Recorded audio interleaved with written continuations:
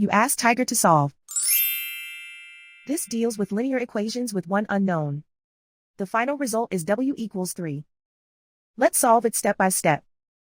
Group all constants on the right side of the equation. Add 15 to both sides. Simplify the arithmetic.